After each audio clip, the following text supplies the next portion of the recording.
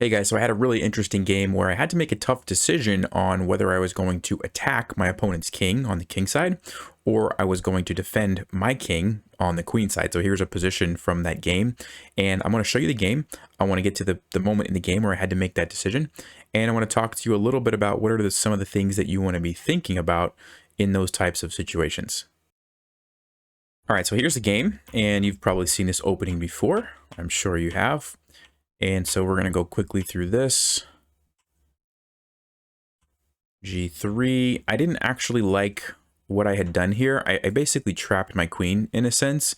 Not like I'm going to lose my queen, but I have to move it somewhere now that's allows white to trade queens. That's not really what I want to go for when I play the Latvian Gambit. I'm trying to attack the king, and it's easier to attack if you have a queen on the board. So I kind of messed that up. I think I shouldn't have played knight f6 so that I could have saved that square for my queen. But anyway, played queen g4 because I didn't really have any other options. Opponent decided to not trade queens, and so I said, okay, let's just keep developing.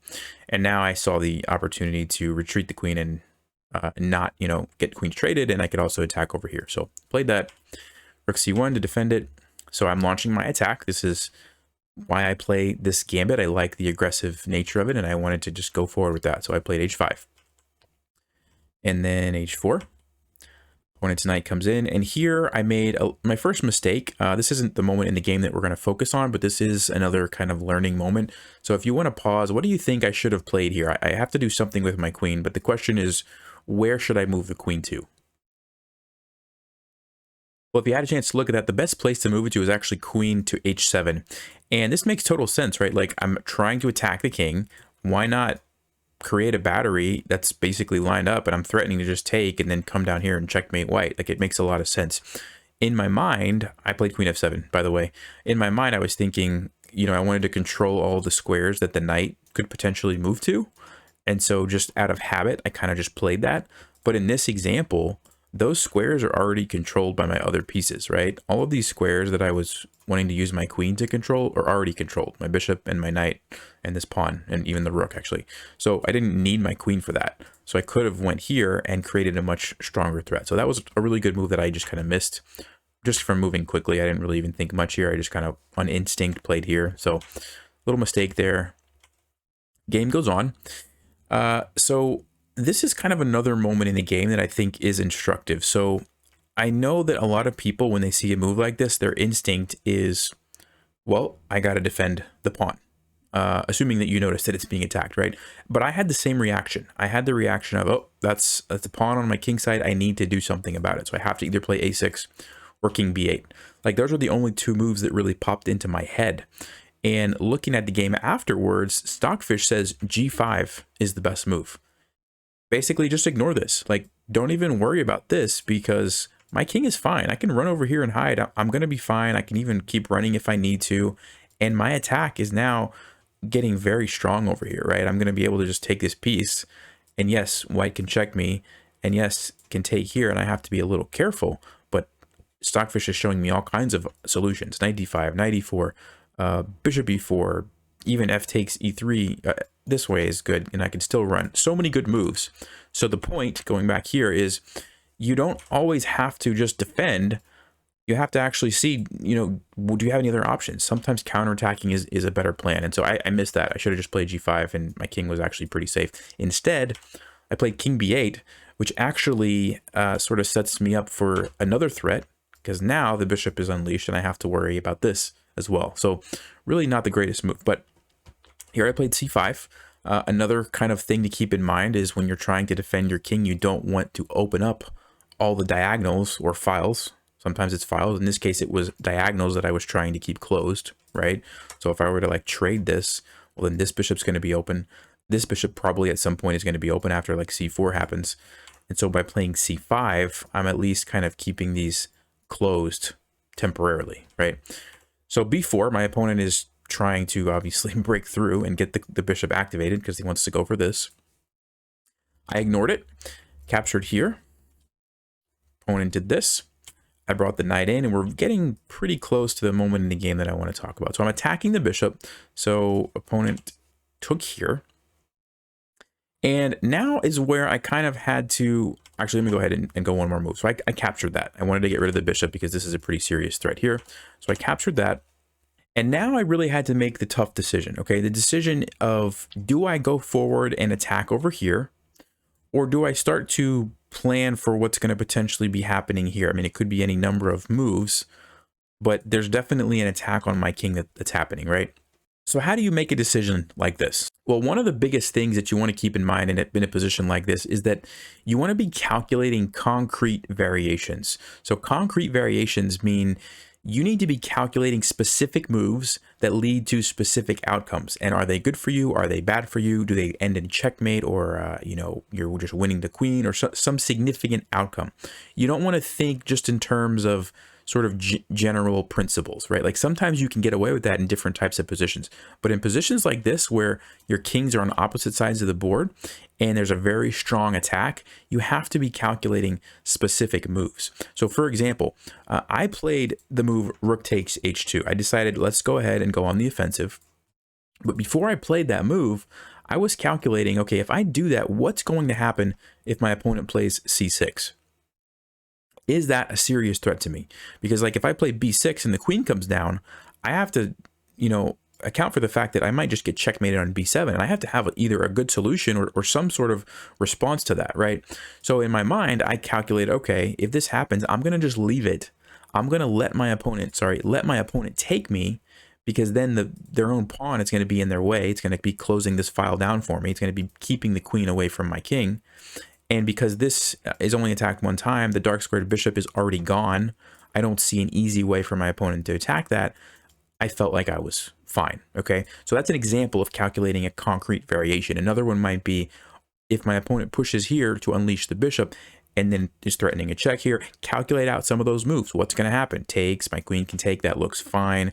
Those are the kind of things you want to think through, okay? So I decided that I had calculated enough. I played this. Here we go. And again, you know, I took here, but this is what you want to be thinking through. For example, if I were to just play b6 with the general principle of, well, it's good to keep the position locked when your opponent's pushing pawns on your king, and I just immediately played this, you have to be careful that you don't just lose the game in 2 moves, right? Checkmate in 2. Now, in this position, there's actually bishop c8. So you can get away with it. You can survive because this move's here. But if that bishop wasn't there, that would have just been game over. Just immediately lose the game because you didn't calculate a specific concrete line. So yes, generally speaking, this is a good idea. Blockade the position in front of your king. Keep the files closed. Don't trade the pawns. Generally speaking is good. But like I said, you have to always calculate those concrete variations. I know I'm repeating myself a lot, but I think this is really important. So he played c6. They played c6. And again, my plan was kind of to just let that pawn take me, right? So I decided let's just keep attacking, and this is with check, and it's actually not a good move. I thought it was better than it was. I was thinking if the king goes here, I have this fork, and it's going to open up the king, and if the knight takes, which they did, I was planning on playing queen h5, and I thought this was a really strong threat. I totally, well, I didn't miss knight h4, which is what was played. I thought I could follow it up with g5 and kick the knight away right away. The problem with g5 is this bishop is hanging, and white can simply take it with their rook. Actually, Engine says rook b1 is even better, going for checkmate, but this is what I noticed later that was actually really good for white too. And I can't take it anymore because it's pinning my pawn to the queen, and I just don't really have anything. White's totally better here. So I kind of messed that up, but let's see what happened after this.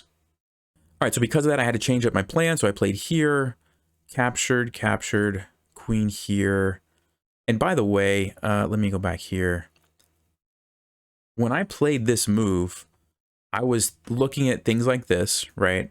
And I was also thinking about potential checkmates here. And one of the things that I noticed was that after my knight captured here, I'd be able to come back here with the knight, or potentially if the knight traded, I'd be able to come back with my queen. Okay, and so I was keeping this checkmate in the back of my mind, but also calculating specific variations. So for example, if the knight took me, takes, queen here, if I had to play this, I could come back and defend, and I'm not getting checkmated, right? So those are the kind of things you want to be calculating out specific variations. Okay, so, but what happened in the game, rook captured, I took, my opponent immediately went for the checkmate. I think they missed that knight d6 actually just defends and attacks. So that was, oh, I played b6 first, and then I played knight d6. I guess I could have just played knight d6 right away. Anyway, saves the checkmate. Game goes on, and I think, I don't know if there's too much else to say about this. I was just looking for a way. Yeah, my opponent just kind of hung this pawn, and once these pawns fall, then I don't really have anything to worry about. So I just took those and check. Yeah, I saw a little tactic and I won the queen, and it's basically game over here. There's the fork, and that's pretty much it. Okay, so yeah, going back, the big takeaway, you know, right around